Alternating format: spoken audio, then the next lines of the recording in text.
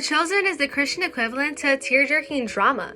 Written and directed by Dallas Jenkins, this show follows Jesus and his disciples through the gospel stories. Sprinkled with creative details, the relationships between characters are far from lackluster. In The Chosen, there are feuds between friends and family, romance between disciples, and a shared adoration and respect for Jesus. All these relationships, though unique in their own ways, can be analyzed using the interpersonal needs theory of communication analysis. The interpersonal needs theory posits that relationships are made to satisfy internal needs like inclusion, affection, and control. In other words, people are driven to make connections with others so that they can feel supported, included, and feel like they have influence over them. This theory applies to the Chosen's dynamics, where the disciples' motivations to follow Jesus and connect with one another arise from seeking to satisfy diverse needs. In season 1 of the show, the relationship between Mary Magdalene and Jesus is pivotal to the start of Jesus' ministry. Before meeting Jesus in a Capernaum bar, Mary is struggling with demon possession, depression, and trauma. Though others have sympathy for her, her need for emotional support is hardly met. This changes when Jesus finds her in a bar, calls her by her real name because her past label was Lilith, and shows empathy instead of sympathy. By calling her by her real name and sharing in her sadness, Mary's needs for emotional support and acknowledgement are satisfied. Later in the series, Matthew experiences the same with his father. Due to Matthew's taboo job as a tax collector for the Romans, Matthew's father disowned him and considered him dead to the family. Not only did this further marginalize Matthew from Jewish society, as his autism also made him stand out, but it created a necessity for inclusion within the young man. In season 3, however, Matthew reconciles with his father after being compelled to do so by his teacher Jesus. His father forgives him and requests him to pardon him as well, remedying Matthew's feeling of alienation from society and making him feel truly Jewish again. This gesture of forgiveness satisfies both Matthew's need for inclusion and emotional support. Another story that includes reconciliation is between Simon the Zealot and his brother Jesse. In season 2, the relationship between Simon and his disabled brother is established. Jesse practically raised Simon despite having paralyzed legs, as their mother passed away at the birth of the former. Unfortunately, witnessing the torture of Jews by the Romans did not allow Simon to have a nice upbringing, eventually leading Simon to join the Order of the Zealots, a group of zealous men training for the usurpation of Roman power.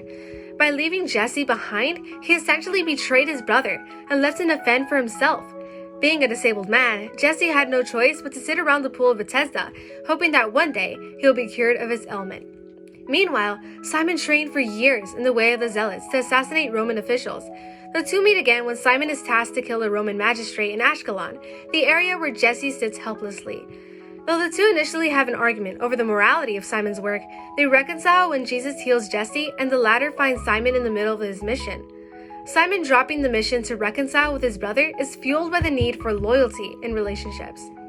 Another example of the interpersonal theory at play is Quintus and Jesus' interaction in season 2. Because of Jesus' growing fame, Quintus, a Roman officer with authority over Capernaum, is concerned that the order within his jurisdiction will be bothered.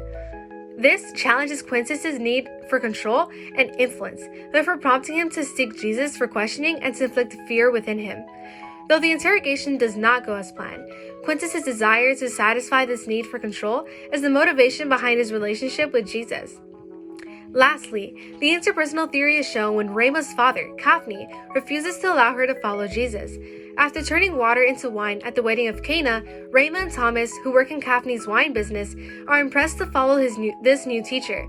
However, this decision does not come with its challenges. Kaphne is an overprotective father who is unwilling to let Rhema leave the nest. Having been sheltered this way for her whole life, Rhema's need for autonomy drives her to seek Jesus and have him persuade her father to allow her to make her own choices. Kaphne eventually relents, but he scorns Jesus for stealing his daughter. Nonetheless, Rhema and Jesus connect because of Rhema's need for autonomy. But why do people form relationships to satisfy their needs? According to the University of Minnesota, there are numerous necessities that require the presence of other people to fulfill, which is why we have Maslow's hierarchy of needs, for example. When our basic needs like food, water, and air are met, internal needs come next. However, it is difficult to find emotional support within yourself when you don't find that in those around you. Also, it is nearly impossible to feel included without groups to include yourself in. Thus, relationships are key to satisfying external and internal needs, and the Chosen's relationships are no exception.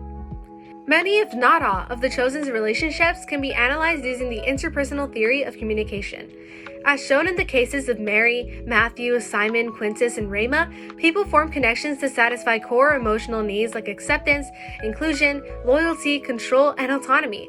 Without other people, it is difficult to meet these needs, which is why relationships are often fueled by scarcity. By analyzing relationships in this manner, we can further understand what reasons propel socialization and why humans relate to other humans.